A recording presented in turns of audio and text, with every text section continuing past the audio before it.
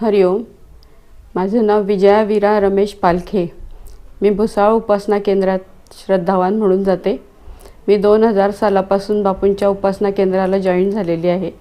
तेव्हापासून मी बापूंच्या केंद्रात उपासनेला येत असते. मी उपासनेला शक्यतो रेग्युलर हजर राहण्याचा प्रयत्न करते.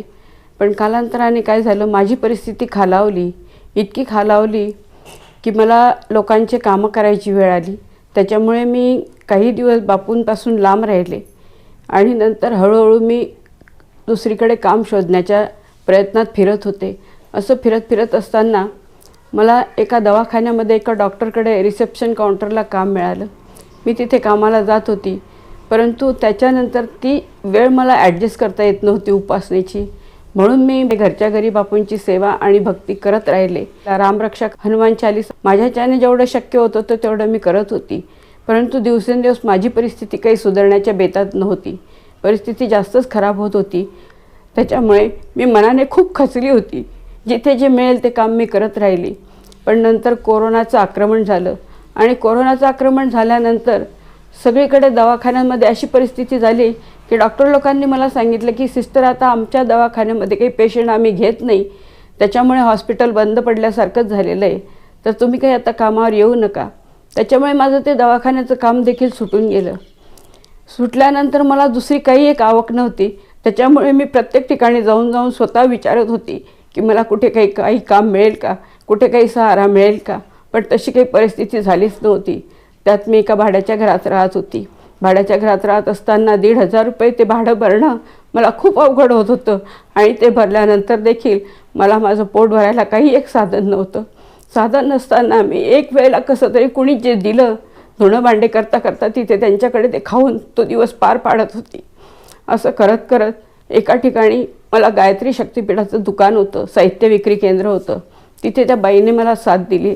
ती म्हणाली, तुम्ही माझ्या इथे दुकानामध्ये बसा, मी तुम्हाला दर महिन्याला 500 रुपये देत जाईल आणि तुम्हाला काही थोडंफार रेशन देत जाईल. मग ती मला 1 किलो तेलाचं पाकिट, 1 किलो साखर, 1 किलो तांदूळ काही असं थोडंफार देत होती.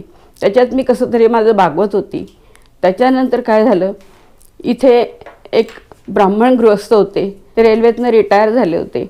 त्यांची मिसेस वारलेली होती. तिला जाऊन 10 वर्ष झालेले होते आणि त्यांची जेवणाची खूप आबाळ होत होती. त्यांनी दुकानात येऊन मला विचारलं की तुम्ही माझा जेवणाचा डबा बनवू शकाल का. म्हटलं मी बनवेल, तुमचा जेवणाचा डबा अवश्य बनवून देईल. मग त्यांचा ज्या दिवशी मला जेवणाचा डबा बनवायला मिळाला त्या दिवसापासून मी माझ्या स्वतःचं कसं तरी एक वेळा पोट भरू लागली आणि त्यांच्या उत्पन्नातून माझं पोट भरण्याचं मला साधन मिळालं. असं करत करत ते चाललं. काही दिवस गेल्यानंतर ते दुकान देखील बंद पडलं. ते दुकानं बंद केल्यानंतर त्यांची आणि माझी पुन्हा काही भेट झाली नाही. ते त्यांच्या घरी राहिले, मी माझ्या घरी राहिली. मी दुसरीकडे कामाच्या शोधात राहिली. जवळपास आजूबाजूला ज्या लेडीज होत्या, म्हाताऱ्या लेडीज, त्यांची मी सेवा करायला जायची. त्यांचं जे मिळेल ते काम मी करत होती. कुणाचं लाईट बिल भरून दे, कुणाची भाजी आणून दे, कुणाचा किराणा आणून दे, कुणाचं टेलिफोनचं बिल भरून दे, असे कामं मी त्यांचे करत होती. ते करत असताना त्याच्यातून जे मिळत होतं तर त्या मला कधीतरी एखाद्या वेळेला चहा द्यायच्या, जेवणाची व्यवस्था करून द्यायच्या. कुणाकडे काही उरलेलं असलं ते मला आणून देत होते आणि त्याच्यावर मी माझा उदरनिर्वाह करत होती. असं करत असताना त्या कोरोनाच्या काळात मे महिना लागला. मे महिना लागल्यानंतर माझं संपूर्ण घर पत्र्याचं होतं आणि इकडे टेम्परेचर 47 ते 48 टेम्परेचर असताना तिथे मी अक्षरशः अंगाला काळी माती लावून बसत होती की ती उष्णता मला सहन होत नव्हती. त्याच्यानंतर मला असं वाटलं की आता काय करावं, कुठे जावं. बाहेरगावी जाण्यासाठी गाड्या, बस सगळं बंद होतं. त्या परिस्थितीमध्ये अचानक मला आठवण आली की श्री पालखे साहेबांना आपण फोन करून बघू. मी दुपारी 4 वाजता त्यांच्याकडे निघून गेली. गेल्यानंतर त्यांनी मला इतका मोठा आधार दिला आणि खूप मोठं सहाय्य केलं. एक नवीन जीवनाची माझी सुरुवात झाली तिथून.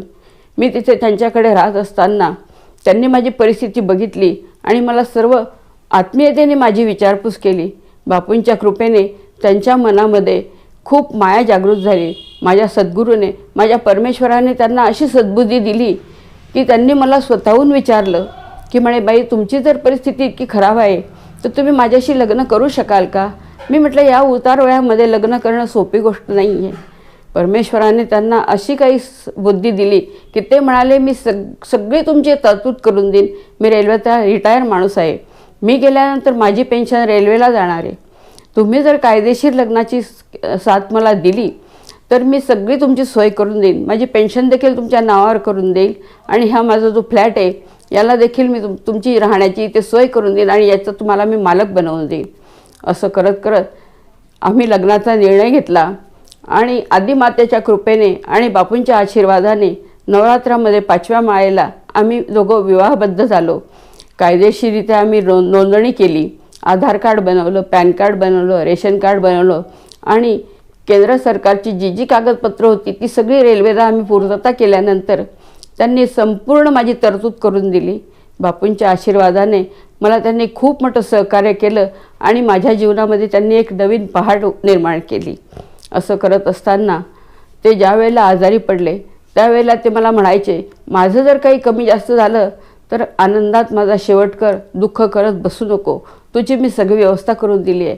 माझ्या परमेश्वराने भरभरून दान माझ्या पदरात घातलं.